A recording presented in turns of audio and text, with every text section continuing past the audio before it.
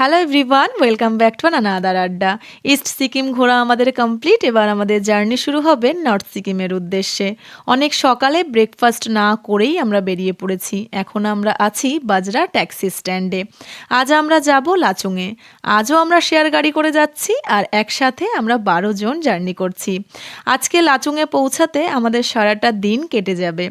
যদিও রাস্তায় যেতে যেতে আমরা কিছু কিছু ভিউ পয়েন্টে দাঁড়াবো আর সেগুলোই তোমাদের দেখাবো।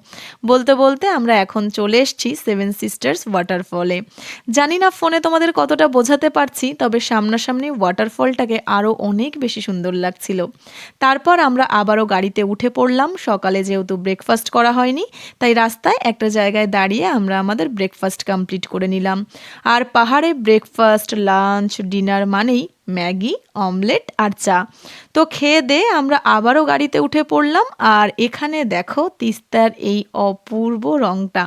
তোমাদের আমি আগে বলেছিলাম যে যতটা আমরা ওপরে উঠবো ততটা সুন্দরভাবে আমরা তিস্তার রূপটাকে অনুভব করতে পারবো। অনেকটা রাস্তা আমরা চলে এসেছি, বলতে পারো প্রায় হাফ জার্নি আমরা কমপ্লিট করে নিয়েছি। এখনো অনেকটা রাস্তা আমাদের যেতে হবে।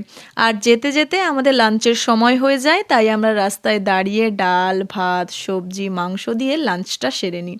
পাহাড়ের এতটা ওপরে এসে যে এত ভালো রান্না খাবো, সেটাও আবার বাঙালি খাবার দাবার, একদম এক্সপেক্ট করিনি। গ্যাংটক থেকে লাচুংয়ের ডিস্টেন্স প্রায় 120 কিলোমিটার।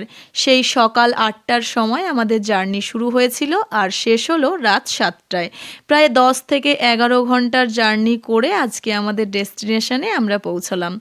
সন্ধ্যার সময় একটা পাহাড়ি দোকান দেখে দাঁড়িয়ে আমরা চা কফি খেয়ে নিয়েছিলাম।